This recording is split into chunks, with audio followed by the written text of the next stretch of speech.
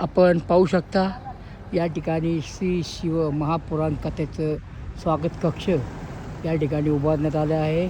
PR फाउंडेशनचे अध्यक्ष प्रकाश धारीवाल यांनी हा कार्यक्रम आयोजित केलेला आहे. प्रसिद्ध उद्योगपती स्वर्गीय रसिकभाऊ धारीवाल यांचे हे मोठे कटआउट्स, तसेच आदरणीय उद्योगपती प्रकाशभाऊ धारीवाल व युवा उद्योगपती आदित्य शेठ धारीवाल यांचे मोठमोठे कटआउट्स या ठिकाणी लावण्यात आले असून या ठिकाणी भव्य अशी स्वागत कमान श्री शिव महापुराण कथा या ठिकाणी उभारण्यात आकर्षक अशी ही कमान असून आपण पाहू शकता.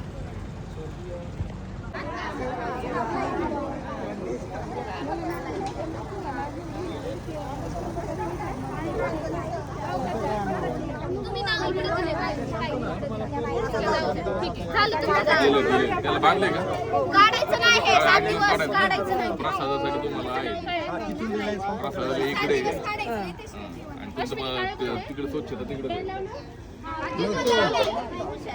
टॉयलेट तिकडे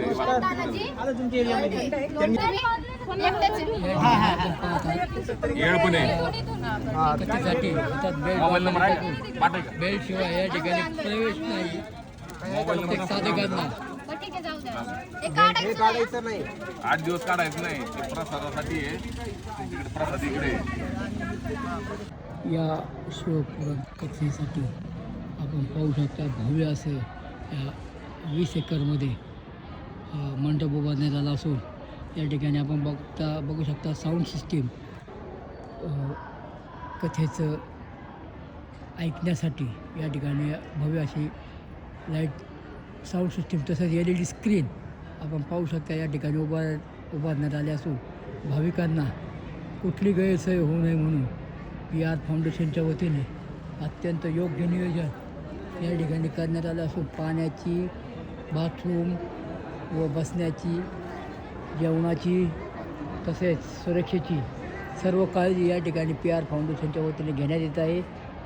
अत्यंत सुनियोजित आणि परिपूर्ण असं हे 20 एकरमध्ये मंडप आपण पाहू शकता. फॅन, भाविकांना गरम होऊ नये म्हणून फॅन, कूलरची व्यवस्था या ठिकाणी करण्यात आली असून LED स्क्रीन शेवटपर्यंत भाविकांना महाराजांचं कथा दिसावी, ऐकावी यासाठी हे भव्य असे मंडप 20 एकरमध्ये आपण पाहू शकता. भव्य असे मंडपाचे आयोजन या ठिकाणी हे स्टेज प्रचंड या ठिकाणी उत्कृष्ट नियोजन या ठिकाणी PR फाउंडेशनच्या वतीने करण्यात आलेले आहे. दिनांक 24 फेब्रुवारीपासून या ठिकाणी या कथेचं आयोजन करण्यात आले आहे. राज्यातून परराज्यातून या ठिकाणी भाविक येण्यास सुरुवात झाली असून आपण पाहू शकता या पंडलमध्ये